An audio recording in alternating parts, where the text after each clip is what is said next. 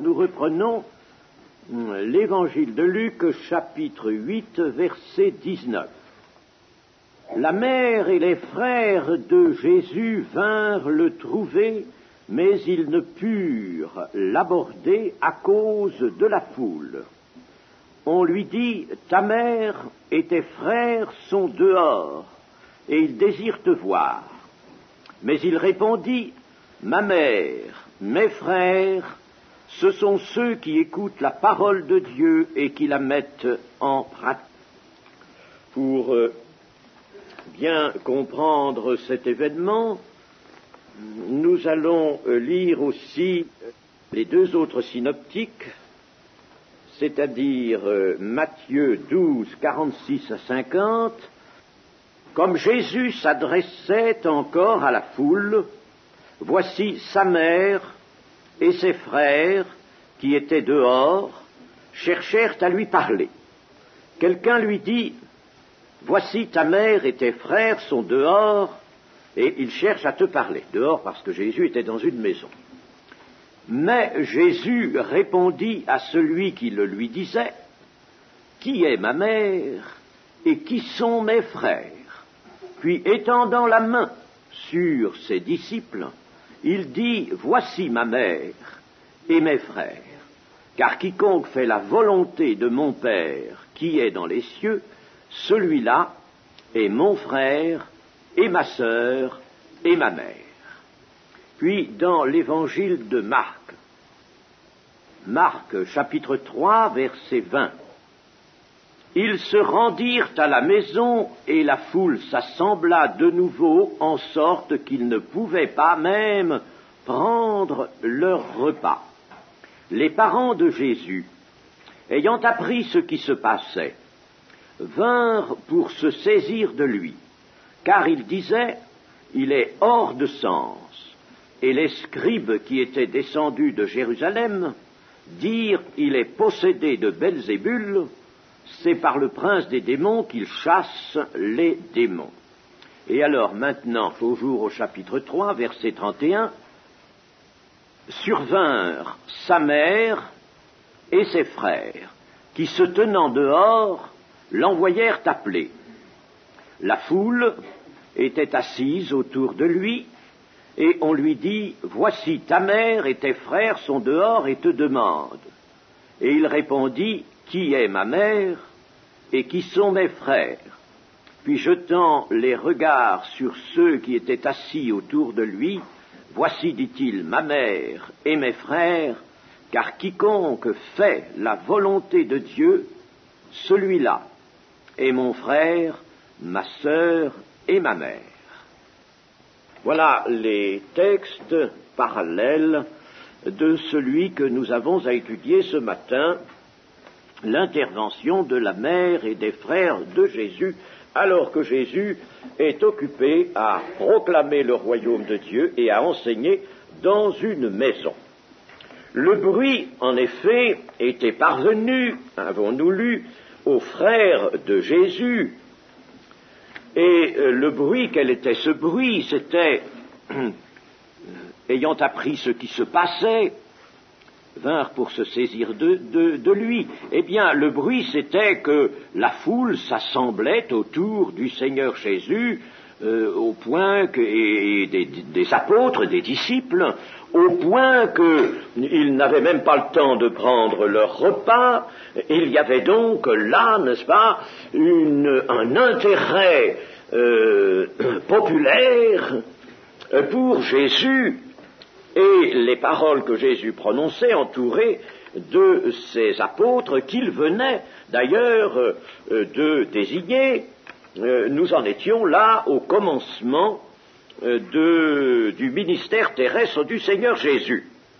Mais aussitôt, bien sûr, on s'aperçut que les paroles du Seigneur bouleversaient l'ordre religieux établi. On s'aperçut que les scribes lui étaient opposés. Et ça, évidemment, ça ne pouvait que provoquer grand émoi et surtout, n'est-ce pas, une crainte. Les parents de Jésus, comme dit Marc 3, 21, traduisait cette attitude nouvelle qu'il ne connaissait pas, n'est-ce pas, de Jésus. Il venait d'entrer dans son ministère. Jusque-là, n'est-ce pas, ce qui s'était passé n'avait pas fait trop d'éclat. Mais là, n'est-ce pas, cette attitude nouvelle, ces discours faits aux foules, alors les parents de Jésus le traduisent en disant « il est hors de sens ». Et ils viennent, dit Marc, pour se saisir de lui, pour le prendre, pour l'emmener, en somme, à nouveau à la maison. Car ils craignent bien entendu, autant pour eux que pour lui, mais surtout pour eux. Et dans le même contexte, Marc nous dit, n'est-ce pas, que les parents de Jésus, ayant appris ce qui se passait, vinrent pour se saisir de lui, car il disait il est hors de sens, et les scribes qui étaient descendus de Jérusalem dirent il est possédé de Belzébul. Voilà que l'on regardait, et cela c'était, n'est-ce pas, les chefs des Juifs, les scribes, c'est-à-dire ceux qui étaient aussi des docteurs, voilà qu'ils décrètent que Jésus, avec ses discours qui enflamment la foule, Jésus était possédé de Belzébul. Et naturellement, Jésus avait déjà chassé des démons. Alors, on interprétait cela en disant que c'était par le prince des démons qu'il chassait les démons. À cela, Jésus répond, n'est-ce pas, et c'est aussitôt après, dans Marc, qu'intervient l'épisode de la mère et des frères de Jésus venant l'appeler. À ce moment, les frères de Jésus ne croyaient pas du tout en Jésus. C'est l'évangéliste Jean qui nous le dit au chapitre 7 et au verset 5. Car ses frères non plus ne croyaient pas en lui. Ses frères non plus ne croyaient pas en lui. Ils croiront en lui plus tard. Nous avons un texte dans le livre des Actes, au chapitre 1er, au verset 14, après la mention de l'ascension du Seigneur Jésus, les disciples retournent à Jérusalem, et au verset 14, tous, d'un commun accord, persévéraient dans la prière avec les femmes et Marie, mère de Jésus, et avec les frères de Jésus. Alors on peut penser qu'ils étaient tous là au complet, et qu'à ce moment-là, donc, une fois le Seigneur monté au ciel, ils ont trouvé la voie du salut, ils sont convertis à ce moment-là, puisqu'ils participent à la prière d'un commun accord avec les apôtres et les disciples dans la chambre haute. Par conséquent, nous les voyons convertis. Mais à ce moment-là, ils ne l'étaient pas. Quant à Marie, qui elle aussi, nous l'avons vu, se trouve dans la chambre haute, quant à Marie, la mère de Jésus, les évangélistes ne disent rien de ses propres pensées. Mais cependant, nous notons qu'elle accompagne ses autres fils. Elle ne s'expliquait pas davantage le commencement de la vie publique de Jésus, et elle partageait les craintes des frères de Jésus, puisqu'elle demande avec eux à parler à Jésus. Elle fait une démarche commune avec eux pour faire appeler Jésus, et puis Jésus va lui répondre à elle et à ses frères une seule et même réponse, n'est-ce pas, à tous. C'est à Marie, sa mère, et à ses frères, à son adresse, par conséquent, qu'il va répondre. Ses frères, qui étaient-ils? Eh bien, une ancienne tradition, c'est-à-dire, disons, dans les pères de l'Église, précisons Épiphane, Origène et Clément d'Alexandrie, ça nous met aux environs du IVe siècle, ont fait des frères de Jésus des fils que Joseph aurait eu d'un premier mariage. On suppose que Joseph avait déjà été marié avant de se fiancer à Marie, et que de ce premier mariage, il aurait eu des fils qui se seraient trouvés par conséquent élevés dans son foyer avec Marie. Voilà ce que disaient notamment ces pères que j'ai cités. Puis, on a encore supposé qu'il s'agissait de cousins germains. Cousins germains, enfants de Clopas, frère de Joseph, qui auraient été élevés dans le foyer de Joseph et de Marie, aux côtés de Jésus. Alors, là sont partisans de cette explication, ou ont même donné cette explication, des pères comme Jérôme, ou Saint Jérôme si vous voulez, et Augustin, ou Saint Augustin. Et le but, évidemment, l'idée qui a animé ces pères de l'Église, depuis Épiphane, Origène jusqu'à Saint Augustin, eh bien l'idée c'était de préserver la notion de virginité perpétuelle de Marie. C'était cela, n'est-ce pas? Alors, pour préserver cette notion de virginité perpétuelle, même après le mariage, après son mariage avec Joseph, alors il fallait supposer, n'est-ce pas, qu'elle n'avait pas connu Joseph et que Joseph n'avait jamais été son mari, simplement, n'est-ce pas, ils avaient fait un mariage blanc. Évidemment, on n'est pas étonné de cela quand on lit un peu les pères de l'Église. J'ai pour ma part quelques-uns des pères de l'Église, et notamment j'ai Saint Jean Chrysostome qui fait ça à peu près sur un rayon de ma bibliothèque, en ouvrage haut comme ça, n'est-ce pas? Pour lire ça, vous savez, il faut du temps. Enfin, quand on prend connaissance de ces pères de l'Église, Saint Jean Chrysostome, c'est du IVe siècle aussi, on s'aperçoit d'une chose, c'est que il considérait l'acte sexuel comme une chose mauvaise, n'est-ce pas, qui souillait.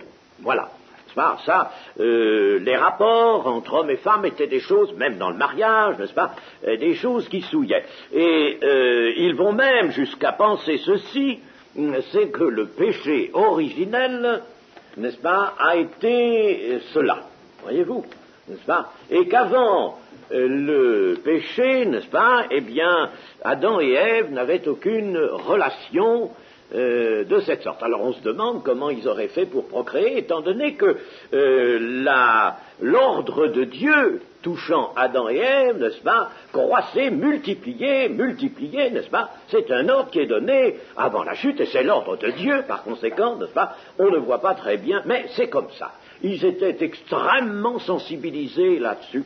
Toute une étude a été faite pour savoir d'où venait cette pensée-là. Enfin, ça nous emmènerait beaucoup trop loin, n'est-ce pas? Toujours est-il que le fait est là, n'est-ce pas? Ils ont été très sensibilisés. Il faut dire d'ailleurs que cette sensibilisation et cette sorte d'opprobre qui a été placé sur les rapports d'hommes et de femmes, n'est-ce pas, ont continué dans l'Église, dans le christianisme, n'est-ce pas, et on en est arrivé même au XIXe siècle, n'est-ce pas, encore, à faire beaucoup de mystères sur ces choses-là. Puis alors nous arrivons maintenant dans notre siècle, n'est-ce pas, où tout se brise, tout éclate, où on ne veut plus du passé, plus rien du tout. Alors, n'est-ce pas, on envoie tout promener, on casse tout, et on fait l'éducation sexuelle des enfants, puis on laisse libre cours alors à tous les excès, toutes les choses honteuses, la pornographie notamment, n'est-ce pas? Voilà, n'est-ce pas, à quoi on en arrive, lorsque l'on déforme les choses qui sont de la révélation de Dieu. Et c'est dommage parce que les pères de l'Église ont par ailleurs des choses excellentes, n'est-ce pas? Quand on lit par exemple Eusèbe de Césarée, Eusèbe de Césarée. On y trouve des choses excellentes, même Saint Jean Chrysostome, dont j'ai les ouvrages, il y a des choses excellentes, très bonnes. Mais là, n'est-ce pas, sur ce côté-là, le rapport de l'homme et de la femme, c'était quelque chose de honteux, de mauvais, qui souillait, même dans le cadre du mariage. Et on estimait donc que la virginité, en soi, avait une vertu particulière dans l'ordre de la sainteté. La sainteté, ce qui n'est absolument pas vrai, n'est-ce pas? Absolument pas vrai. Il est vrai que certains peuvent se faire eunuques, comme l'a dit le Seigneur, c'est-à-dire pour le royaume de Dieu, n'est-ce pas, être en dehors du mariage, bon, et rester en dehors du mariage, bon, ça c'est très bien, le Seigneur a dit, il y en a qui se font eunuques pour le royaume de Dieu, cela leur est donné, c'est une direction particulière de Dieu, c'est vrai, bon, mais cela ne veut pas dire que les autres, n'est-ce pas, ne sont pas aussi saints parce qu'ils ont connu le mariage. Ces frères, donc, rien ne permet, n'est-ce pas, rien n'autorise vraiment de retenir ces deux grandes explications qui viennent de la tradition des premiers siècles de l'Église. En réalité, n'est-ce pas, les évangiles nous les nomment. Ses frères sont Jacques qui vient de Jacob, Jose ou Joseph, Jude et Simon ou Siméon. Voilà, n'est-ce pas, voilà 4 que nous connaissons de par les évangiles, n'est-ce pas, enfin Marc 6,3 et Matthieu 13,55. Jacques et Jude figurent parmi les écrivains sacrés. Les termes des textes, tous les textes des évangiles, n'est-ce pas, nous présentent ces hommes qui sont nommés, n'est-ce pas, il est question de sœurs aussi, mais elles ne sont pas nommées. Alors, ces hommes, comme étant les frères de Jésus. Et ici, n'est-ce pas, la mère et les frères de Jésus, nous avons dans le grec le mot adelphos, qui signifie bien frère, surtout là, n'est-ce pas, que ce mot est à côté du mot mère et frère. Adelphos, on employait ce mot pour dire, n'est-ce pas, un frère des mêmes parents, n'est-ce pas, non pas un demi-frère, surtout pas un cousin, alepsios, qui est un terme tout à fait différent. Dans le grec, n'est-ce pas, c'est adelphos, frère, et adelphé, sœur. Mais ce sont des termes précis qui ne sont employés dans le grec pour désigner, n'est-ce pas, quelqu'un qui a les mêmes parents que soi.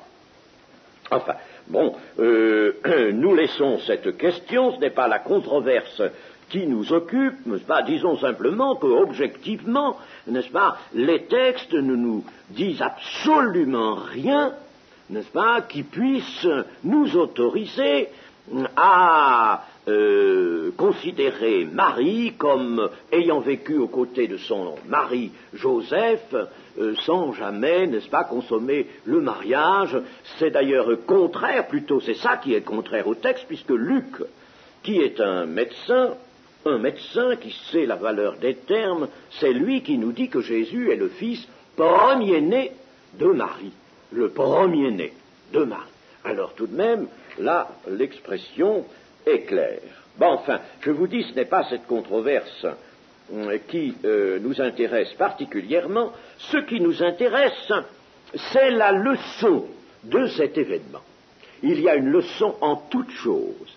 L'Évangile est tel, et c'est là, n'est-ce pas, que nous voyons le fruit vraiment de l'inspiration des Écritures, que tout, absolument tout, porte une leçon précieuse qu'il faut recueillir, spirituelle. C'est ça, garder la parole de Dieu, c'est recueillir la leçon de toute chose. Alors, au lieu, n'est-ce pas, de s'amuser à discuter sur le point de vue humain, n'est-ce pas, de savoir si les frères de Jésus sont vraiment les frères de ce lit, n'est-ce pas, ou si ce sont les demi-frères, enfin Joseph étant supposé être le Père de Jésus, n'est-ce pas, au lieu de se livrer à cela, n'est-ce pas, et qui ne répond à rien, qui n'amène absolument rien dans le royaume de Dieu, rien pour le salut des âmes, rien. C'est absolument négatif, n'est-ce pas? Voyez-vous, c'est malheureux que, à certains moments, les pères de l'Église, n'est-ce pas, aient commencé à se livrer à toutes sortes de supputations et de jeux comme cela, n'est-ce pas? Alors, il y a une leçon. Et la leçon, c'est ce que nous allons recueillir ce matin. Jésus, qui est le Fils de Dieu, et qui est le Messie d'Israël, qui est le Rédempteur envoyé par le Père, participe à la chair et au sang, nous dit l'Épître aux Hébreux. Il participe. Attention, il n'est pas que chair et que sang, il participe. En tout le Nouveau Testament, n'est-ce pas, est clair, net, vraiment, n'est-ce pas, on sent, n'est-ce pas, l'harmonie apportée par le Saint-Esprit. Il participe à la chair et au sang. Quand on dit participer, on dit prendre part, mais c'est qu'on est autre chose que cela, n'est-ce pas? Si l'on vient dans une société quelconque et que l'on participe à cette société, c'est qu'on existait avant d'entrer dans cette société. C'est clair, c'est net. Donc Jésus participe à la chair et au sang de l'humanité, il le faut pour le salut, c'est ça aussi, n'est-ce pas, c'est tellement clair. Et il fallait, nous dit l'épître de Paul aux Philippiens particulièrement, il fallait que le Fils de Dieu s'abaissa jusqu'à paraître comme un simple homme. Paraître comme un simple homme. Paraître, mais il n'était pas que cela, bien entendu, n'est-ce pas? Nous ne sommes que cela. Nous ne sommes comme. Et bien entendu, le salut fait de nous autre chose. Mais nous sommes sur la terre, nous naissons sur la terre, nous ne sommes comme. Tandis que le Jésus n'était pas que cela. Il vient, n'est-ce pas, paraître. Il paraît, mais il existait antérieurement. Il paraît comme un simple homme. Il était en forme de Dieu et il paraît en forme de serviteur. Chapitre 2 des Philippiens ne doit pas être dénaturé. Nous allons le relire parce que c'est tellement important cela. Chapitre 2, verset 5. Ayez en vous les sentiments qui étaient en Jésus-Christ, lequel, existant en forme de Dieu, n'a point regardé comme une proie à arracher d'être égal avec Dieu, mais s'est dépouillé lui-même, il s'est dépouillé, en prenant une forme de serviteur, en devenant semblable aux hommes et ayant paru comme un simple homme, il s'est humilié lui-même, se rendant obéissant jusqu'à la mort, même jusqu'à la mort de la croix. Et en forme de serviteur, devenant semblable. Nous savons bien qu'il a été homme. Par conséquent, en forme de, l'expression en forme de ne veut pas dire qu'il était quelque chose comme ou qu'il ressemblait de loin, n'est-ce pas? Mais non, en forme de. Et c'est chose extraordinaire, c'est qu'aujourd'hui la science emploie encore cette même expression, en forme de, ça veut dire qu'il a vraiment la forme de, qu'il a vraiment, n'est-ce pas, la qualité de, n'est-ce pas? Alors, lequel existant en qualité de Dieu, n'est-ce pas, eh bien, est apparu en qualité de serviteur, devenant semblable aux hommes et paraissant comme un simple homme. Conséquent, là, n'est-ce pas, la divinité du Seigneur Jésus est parfaitement bien située, d'ailleurs, n'est-ce pas? Elle est indispensable à la prédication du royaume, parce que sans elle, tout s'effondre. Alors, nous disons ceci, c'est que le Seigneur Jésus s'abaisse jusqu'à paraître comme un simple homme. Son abaissement, ça c'est une grande partie, un élément capital, important de son œuvre, nous l'avons souligné au passage dans l'autre étude. Eh bien, il s'abaisse jusqu'à paraître comme un homme et il entre dans l'humanité par la porte de tous. S'il était apparu homme adulte dans l'humanité, Dieu pouvait faire cela, bien sûr, mais attention, il n'aurait pas été le participant à la chair et au sang d'Adam, comme le dit l'Épître aux Hébreux, n'est-ce pas? Nous sommes tous nés d'un seul, eh bien lui aussi, il a eu, n'est-ce pas, cette participation au sang d'Adam. Il faut qu'il entre dans la masse humaine qui est solidaire, étant donné qu'elle a une seule origine, n'est-ce pas? Alors, il est entré par la porte de tous, et l'Écriture souligne qu'il est né de femme. Étant né de femme, alors étant né de femme, il a une mère, et il a une famille, au sein de laquelle il a grandi et a travaillé, a œuvré jusqu'à 30 ans. Et on le voit ici entrer dans son ministère. C'est alors que, soudain, il se trouve détaché de sa famille. Détaché de sa famille, ce qui était quelque chose de très important pour nous. Ça n'a peut-être aujourd'hui, n'est-ce pas, ça n'a peut-être pas la même importance, ou plutôt, n'est-ce pas, ça n'attire pas autant de réflexion, parce que il est normal que un jeune homme et même une jeune fille aujourd'hui, une fois ses études terminées, quitte sa famille et s'en aille au loin pour exercer une profession. Mais là, n'est-ce pas, à l'époque du Seigneur, c'était quelque chose de tout à fait remarquable. Il avait donc quitté son milieu familial et même sa ville, et il ne vivait plus au milieu de sa famille. Il exerce un ministère, il est entré dans son ministère, il exerce un ministère, et il faut qu'il l'exerce au sein de la grande famille humaine. Son ministère ne peut pas, n'est-ce pas, le laisser dans le cadre restreint de la famille de la terre, la famille humaine.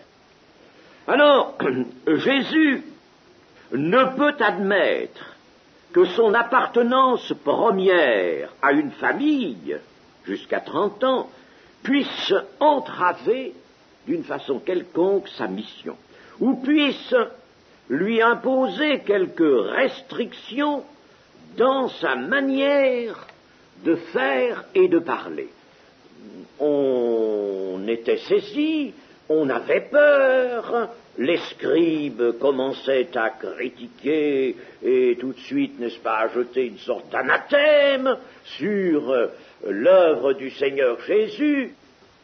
Cette manière, certes bouleversante pour beaucoup, de faire et d'agir, qui cependant attirait des foules, doit être absolument dégagée de toute astreinte, de toute atteinte venant du milieu familial. Jésus parle selon l'Esprit. Il parle dans le cadre d'un plan qui résulte entièrement de la volonté de son Père, ce qui est tellement souligné dans l'évangile de Jean. Il parle, il agit dans le cadre de la volonté de son Père. De moi-même, je ne peux rien faire. Tout ce que je fais, le Père me donne de le faire.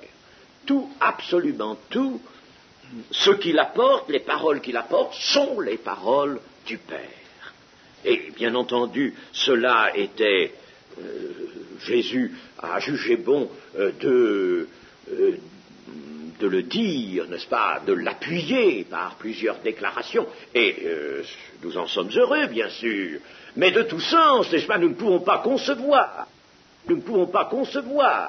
le Fils de Dieu autrement que celui qui accomplit magnifiquement, d'une façon absolue, pourtant dans le relatif de cette terre, Jésus accomplit la volonté du Père d'une façon absolue. Nous ne pouvons pas le concevoir autrement, car il est celui qui manifeste le Père.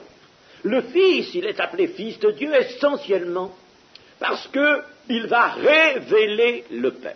non seulement le révéler au cœur de ses disciples, ceux avec qui il aura le lien de l'esprit, non seulement il va le révéler à leur cœur, mais il va le révéler publiquement.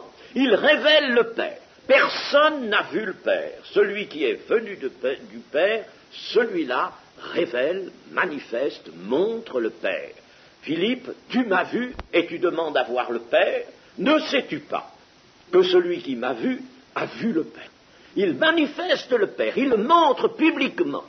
Alors vous pensez, s'il faut que l'action, les paroles, tout le ministère, tout ce qui fait le ministère du Seigneur, soit absolument préservé de toute approche, de toute influence,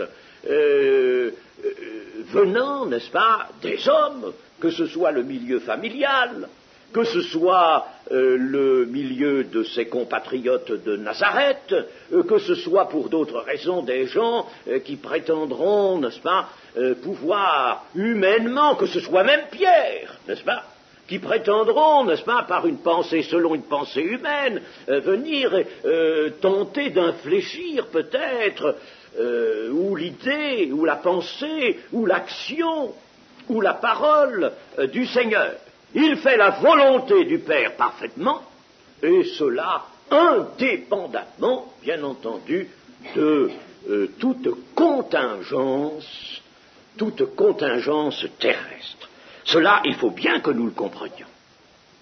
Sa famille était en émoi, les scribes le disaient possédé, parce que ses paroles étaient, certes, audacieuses, rapprochées, n'est-ce pas, de celles qu'on pouvait entendre de la bouche des scribes, rapprochées des enseignements de la synagogue. Il est évident, n'est-ce pas, que ces paroles étaient audacieuses, d'autant plus, n'est-ce pas, qu'il censurait, il commençait déjà à censurer les chefs et les scribes, les docteurs de la loi, les pharisiens, qui s'opposaient au royaume de Dieu. Ces paroles, par conséquent, étaient absolument en dehors de tout conformisme. Vous savez que la terre aime bien, hélas, le conformisme. Les choses changent sur la terre, les idées changent, évoluent, bien entendu. Mais même maintenant, il y a un conformisme qui est désiré. Il n'est pas, certes, ce conformisme religieux, n'est-ce pas? Nous ne le trouvons guère plus dans le milieu religieux, puisqu'il y a une désaffection pour du côté de la foi, c'est tellement manifeste. C'est pas tout ce que vous entendez à la radio, tout ce que vous lisez, même si on parle de religion, on en parle avec cette liberté qui montre bien, n'est-ce pas, qu'il n'y a plus rien, n'est-ce pas, on n'entend plus un seul reporter à la radio, où on ne lit plus un seul journaliste, n'est-ce pas, qui est vraiment la foi dans l'Évangile, ou même la foi dans l'Église catholique dont il parle, n'est-ce pas, volontiers. Il y a donc, n'est-ce pas, un conformisme, et il y en avait un, bien entendu, du temps de Jésus, il était religieux, et ça, le Seigneur, les paroles du Seigneur, n'est-ce pas, le bousculaient entièrement. Et ces paroles, alors, étaient prises pour de l'exaltation. Et ce qu'il y avait de plus grave encore, c'est qu'à ces paroles, le Seigneur joignait l'action. Croyez du moins, disait-il, à cause de ces œuvres. Si vous ne croyez pas mes paroles, croyez du moins à cause des œuvres que je fais. Les œuvres que je fais sont les œuvres du Père. Mais les scribes avaient une autre idée. Ces œuvres-là sont celles de Belzébul. Il est possédé de Belzébul, n'est-ce pas? Ah, c'est tellement facile à dire, ça. Alors, la famille de Jésus intervient pour le reprendre dans le cadre familial et social, et, bien entendu, c'est facile de le comprendre, dans l'intention de parer au danger d'une tempête qui semble s'élever. Vous savez que si on était trop gravement en désaccord avec la synagogue, eh bien il y avait une sorte d'excommunication dont les résultats, les conséquences étaient extrêmement sévères, et tout le monde craignait cela. Alors Jésus arrête net cette tentative de sa famille de vouloir lui parler ou de vouloir le reprendre, le saisir, de vouloir l'empêcher, en somme, de continuer à développer son ministère au milieu du peuple. Il ne consent pas à aller parler. Ta mère et tes frères demandent à te parler, il ne consent pas à aller leur parler. Il avait déjà été confronté avec ses compatriotes de Nazareth, chapitre 4 de Luc, n'est-ce pas de Marc, de Luc, verset 22, et tous lui rendaient témoignage, ils étaient étonnés des paroles de grâce qui sortaient de sa bouche, et ils disaient, n'est-ce pas le fils de Joseph? Donc vous voyez que le peuple populaire, lui, reconnaissait qu'il y avait des paroles de grâce. Les scribes l'auraient volontiers reconnu, mais ces paroles de grâce les gênaient si gravement qu'ils préféraient, n'est-ce pas, les considérer sous un autre jour. Et ils disaient, n'est-ce pas le fils de Joseph? Ah, voilà alors, n'est-ce pas, un achoppement. Jésus leur dit, sans doute vous m'appliquerez ce proverbe, médecin, guéris-toi toi-même, et vous me direz, fais ici dans ta patrie tout ce que nous avons appris que tu as fait à Capernaum. Mais, ajouta-t-il, je vous le dis en vérité, aucun prophète n'est bien reçu dans sa patrie. Je vous le dis en vérité, il y avait plusieurs veuves en Israël du temps d'Élie, lorsque le ciel fut fermé 3 ans et 6 mois, et qu'il y eut une grande famine sur toute la terre, et cependant, Élie ne fut envoyé vers aucune d'elles, si ce n'est vers une femme veuve à Sarepta, dans le pays de Sidon. Il y avait aussi plusieurs lépreux en Israël du temps d'Élisée le prophète, et cependant aucun d'eux ne fut purifié, si ce n'est Naaman le Syrien. Alors il leur montre en somme que c'est des gens qui sont en dehors d'Israël et qui ont eu la grâce de Dieu, n'est-ce pas, alors que personne en Israël ne l'a eu à cause précisément toujours de cette incrédulité. Ils furent tous remplis de colère dans la synagogue lorsqu'ils entendirent ces choses, naturellement, et s'étant levés, ils le chassèrent de la ville et le menèrent jusqu'au sommet de la montagne sur laquelle leur ville était bâtie, afin de le précipiter en bas. Oui, ils voulaient déjà le mettre à mort, mais Jésus, passant au milieu d'eux, s'en alla. Son heure n'était pas venue, et ce n'était pas de cette mort-là qu'il pouvait mourir. Mais vous voyez qu'il s'était déjà donc opposé à ses compatriotes de Nazareth. Alors, la réponse de Jésus est celle-ci, « Ma mère et mes frères, ce sont ceux qui écoutent la parole de Dieu et qui la mettent en pratique. » Ou alors, dans l'évangile de Marc et de même dans l'évangile de Matthieu, jetant les regards sur ceux qui étaient assis autour de lui, « Voici, dit-il, ma mère et mes frères, car quiconque fait la volonté de Dieu, celui-là est mon frère, ma sœur et ma mère. » Où sont les membres de ma famille? Eh bien, regardant ceux qui étaient assis et qui l'écoutaient, et Jésus savait ce qui était dans l'homme, il savait ce qu'il y avait au fond des cœurs, n'est-ce pas? Plusieurs passages des évangiles nous le montrent. Alors ceux-là, ils étaient en train de recevoir la parole. Ben voilà ma mère, mes frères, mes sœurs, les voilà. Voilà ma famille, voilà mes parents. Voilà quels sont mes parents, n'est-ce pas? Il y a une différence, vous voyez, de réponse entre Matthieu, Marc et Luc, mais ça revient au même.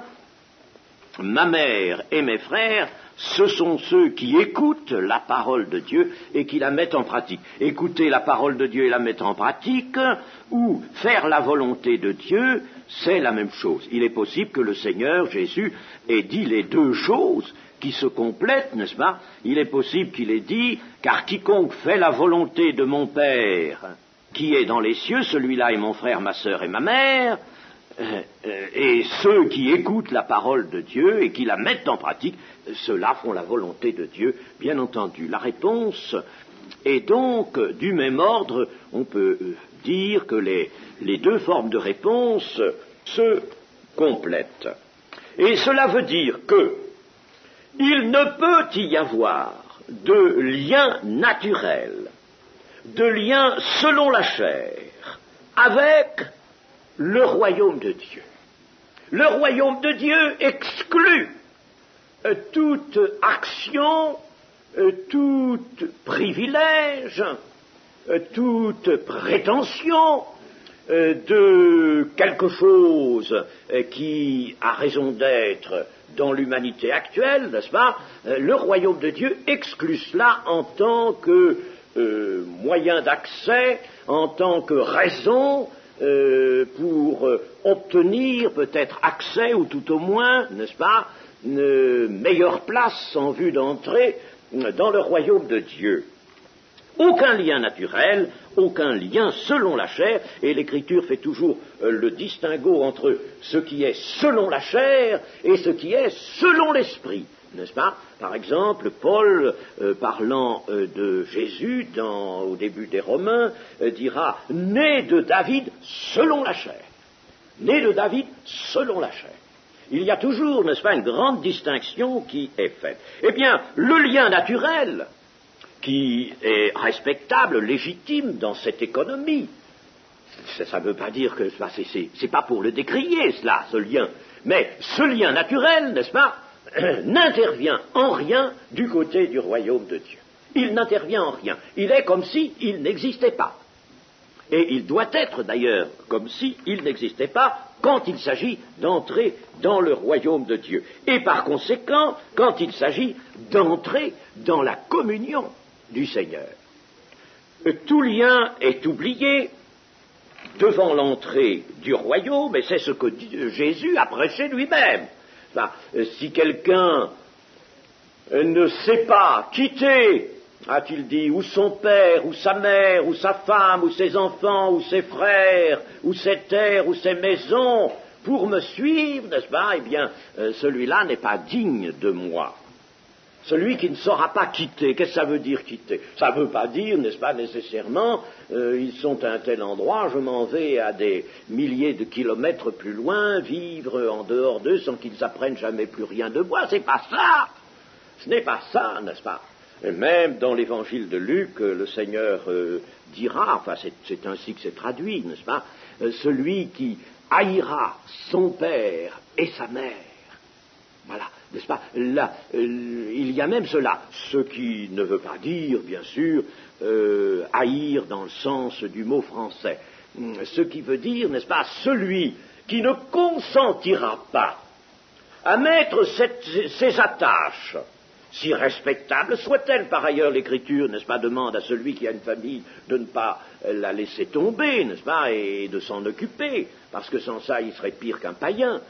Mais il s'agit là, n'est-ce pas, de l'entrée dans le royaume de Dieu, il s'agit là du salut qui est personnel, et il faut savoir à ce moment-là, n'est-ce pas, faire abstraction de tout lien, de toute attache, et ne pas permettre à un lien, si légitime soit-il, n'est-ce pas, de vous retenir, de vous empêcher d'aller vers le Seigneur. Il faut y aller librement, n'est-ce pas, et si des liens sont là pour vous retirer en arrière, pour vous retenir, eh bien, acceptez de les rompre.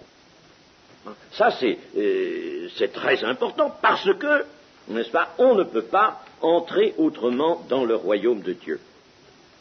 Par conséquent, toute démarche s'autorisant des liens de la chair n'a aucune valeur, comme la démarche là, n'est-ce pas, de la mère et des frères de Jésus qui viennent le trouver, qui le font appeler et qui voudraient se saisir de lui. Eh bien, cette démarche n'a aucune valeur, n'a aucune force, puisqu'il s'agit maintenant, dans l'action que mène le Seigneur Jésus, de constituer le peuple du royaume de Dieu, de constituer l'humanité nouvelle. Voilà, Jésus travaille, n'est-ce pas, à préparer les fondements de son Église, il commence à préparer le peuple du royaume de Dieu, la parole, lorsqu'elle est écoutée, lorsqu'elle est mise en pratique, n'est-ce pas, voilà un peuple de Dieu qui se prépare, voilà un peuple de Dieu qui se forme pour le royaume, voilà l'humanité nouvelle qui se forme. Et alors là, il est impossible que la moindre démarche puisse venir influencer ou faire dévier ce travail. Chacun entre dans le royaume de Dieu, son corps défendant, toute barrière, tout préjugé humain, toute légitimité humaine tombe. Quand il s'agit de cela, il n'y a aucun a priori venant de l'humanité actuelle, de ses structures, n'est-ce pas, de ses même des sentiments. À un certain moment, une femme s'écriera devant le Seigneur Jésus, elle a été enflammée par les paroles du Seigneur Jésus, et certainement, je crois que d'une façon réelle, le Saint-Esprit, à l'écoute des paroles du Seigneur, avait réjoui son cœur, et son cœur était en pleine effervescence, son cœur devait brûler en elle. Alors elle dit, heureuses les mamelles qui t'ont allaité, heureux le sein qui t'a porté. Et le Seigneur qui entend ça, heureux plutôt ceux qui écoutent la parole de Dieu et qui la mettent en pratique. Toujours, n'est-ce pas, cette même réponse, heureux plutôt. Alors, n'est-ce pas, de la part du Seigneur, ça a été toujours un enseignement net, clair, de cette séparation et de cette interdiction absolue faite au lien d'avoir quelque participation que ce soit dans la marche d'une âme vers le royaume de Dieu. Toutes les barrières tombent. Mais ceux qui entendent la voix du Fils de Dieu, ceux qui ressentent son appel, ceux qui, par conséquent, obéissent, cèdent, viennent à lui, venez à moi, vous tous qui êtes fatigués et chargés, et je vous donnerai du repos. Alors, ceux-là, quels qu'ils soient, constituent la vraie famille du Seigneur. Ils constituent la vraie famille, n'est-ce pas? Ce n'est pas pour se placer dans une position d'antithèse que Jésus répond ainsi, c'est parce que c'est la vérité, naturellement. Quiconque fait la volonté de mon Père, celui-là est mon frère, ma sœur et ma mère. Enfin, celui-là est ma famille, il entre dans ma famille, la vraie famille du Seigneur, parce que celui-là, quiconque fait la volonté de mon Père qui est dans les cieux, et celui-là trouve un lien d'esprit avec le Seigneur. Il se trouve par la foi, n'est-ce pas, lié au Seigneur. Le voici lié par un lien d'esprit. Et celui-là, eh bien, s'il a su, quels que soient les liens de la chair, quelles que soient les entraves qu'on aurait essayé de mettre, n'est-ce pas, sur sa route, eh bien, celui-là, n'est-ce pas, s'il sait faire tomber tous ces liens et céder à l'appel de Dieu pour entrer dans un lien de l'esprit avec le Seigneur, celui-là peut dire qu'il est vraiment le frère de Jésus. Et Jésus, dans la nouvelle humanité, le considère comme son frère, n'est-ce pas? Il sera le premier-né d'entre plusieurs frères. Le premier-né d'entre plusieurs frères, mais ces frères-là, dont il sera le premier-né, seront tous des gens qui seront entrés dans le royaume de Dieu par la nouvelle naissance, des gens qui auront entendu la parole et qui auront cédé à l'invitation de cette parole, qui seront allés vers le Seigneur sans se préoccuper aucunement de ce que pouvaient dire les uns et les autres, de ce que pouvaient penser, sans même, n'est-ce pas, se dire je risque des déchirements. Eh bien, il remettait ça au Seigneur, au-dessus de tous ces risques-là. Il allait vers le Seigneur qui l'appelait. Écouter, recevoir, appliquer, faire la volonté du Père, voilà la seule norme du royaume de Dieu. Et il faut que cette norme-là, elle soit entièrement respectée, elle n'est pas conciliable avec quoi que ce soit. Voilà la leçon qui résulte de cet événement, de ces quelques versets, mais cette leçon, bien entendu, il nous faut la conserver, n'est-ce pas, nous qui vivons dans la foi au Seigneur Jésus, nous qui avons en effet répondu à l'appel de la parole de Dieu pour venir vers Jésus, n'est-ce pas? Il ne suffit pas de dire, j'avais de l'opposition chez moi, et indépendamment de ça, je suis allé, je me suis converti, je me suis fait baptiser, n'est-ce pas? Cela ne suffit pas. Il faut continuer de vivre dans ce lien et ne pas accepter de compromission au détriment de la communion, au détriment du lien d'esprit avec le Seigneur, ne pas accepter de compromission qui pourrait nous être proposée en raison des liens de famille. Nous ne pouvons pas, n'est-ce pas, aller dans une cérémonie, par exemple, je prends cet exemple, n'est-ce pas, où l'on va dire, en fin de compte, les pires bêtises, les pires blagues, quelquefois même, n'est-ce pas, des choses vulgaires et déplacées, où l'on va, par exemple, danser, où on va fumer, où le monde, n'est-ce pas, va se manifester là, sous son jour à lui, n'est-ce pas, qu'allons-nous faire là au milieu? Alors on dira rendre témoignage dans un pareil milieu. Oh, attention, que ça ne soit pas là un prétexte, n'est-ce pas? Alors il faut savoir cela pour le Seigneur Jésus. Il faut savoir aussi une chose, on n'abandonne pas son culte du dimanche. On n'abandonne pas son culte du dimanche pour telle ou telle raison. Ça, je n'ai jamais pu comprendre ça de la part d'un chrétien. Comment? Parce que il y a des parents qui te disent j'arrive dimanche, je vais déjeuner avec toi. Alors on dit on va leur rendre témoignage, on va leur parler du Seigneur, si tant est qu'ils veulent bien vous laisser faire, enfin. Bon, enfin, les parents arrivent. Alors, n'est-ce pas, on dit aujourd'hui, je ne peux pas aller au culte. Je ne vais pas aller au culte, parce qu'il faut que je fasse un bon dîner, il faut que je prépare tout, n'est-ce pas? Eh bien ça, non, jamais, vous entendez, n'est-ce pas? Jamais une telle chose ne pourra être admise par le Seigneur comme légitime, comme bonne, n'est-ce pas? Elle peut être, si vous voulez, avoir son côté légitime d'un point de vue de la terre, d'un point de vue terrestre, mais le Seigneur ne l'admettra jamais. Et ça, je peux vous dire que si l'on sacrifie, par exemple, son culte du dimanche, pour une raison comme celle-là, n'est-ce pas, pour céder, pour faire plaisir, par exemple, même à des parents chers, n'est-ce pas, eh bien, je peux vous dire que l'on attriste le Saint-Esprit et que l'on déplaît au Seigneur. Ça, c'est sûr. Je peux vous le dire, c'est sûr. Si vous aviez la foi, vous iriez à votre culte. Vous faites cuire des choses du dernier moment, ou vous les aurez préparées la veille, c'est encore le mieux, n'est-ce pas? Mais ne faites jamais cela. Ne prenez jamais l'or du temple pour le livrer au paganisme.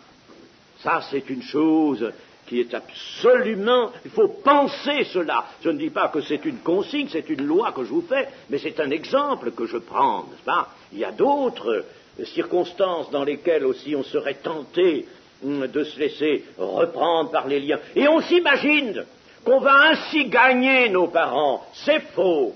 Vous ne gagnerez personne de cette manière-là. Je ne vais pas répéter l'histoire de cette dame belge dont j'ai déjà parlé, que j'ai connue à Nogent une fois, mais elle avait, elle, accepté, son mari et elle, n'est-ce pas, de quitter sa maison parce que le père était un homme absolu, et il voulait les empêcher de participer aux réunions évangéliques alors qu'ils étaient devenus évangéliques. Eh bien, ils ont quitté, et le père qui était farouche, je me rappelle le témoignage de cette femme, bon, c'est un homme, n'est-ce pas, qui était le maître dans sa maison, le maître dans sa maison de commerce aussi, n'est-ce pas, et il entendait que tout lui cède. Ne lui ont pas cédé, et alors qu'est-il arrivé? C'est que longtemps après, quand le père est mort, eh bien le père avait la Bible dans son tiroir, et le père était converti au Seigneur, et il a dit à sa fille qu'il a appelée, il lui a dit, si autrefois avec ton mari tu n'étais pas parti Quand je t'ai mis dehors, si tu étais resté, si tu avais plié, jamais je ne me serais converti. Nous avons une fausse idée. Nous regardons souvent, n'est-ce pas, sous un jour humain, avec notre raison, ce qui fera le bien ou la conversion de nos proches, de nos parents, de ceux que nous aimons. Ce qu'il faut, c'est être soi-même établi sur le roc. Ce qu'il faut, c'est être soi-même fidèle à son Dieu. C'est dans la pleine et entière fidélité que vous pourrez rendre un témoignage. Mais jamais en faisant céder ce qui est du royaume de Dieu pour prétendument faire plaisir à quelqu'un de votre famille. Vous ne lui rendrez pas témoignage, au contraire, vous l'encouragerez à rester ce qu'il est. Voilà, chers amis, la leçon que nous avons à tirer, que le Seigneur entend nous donner. Amen.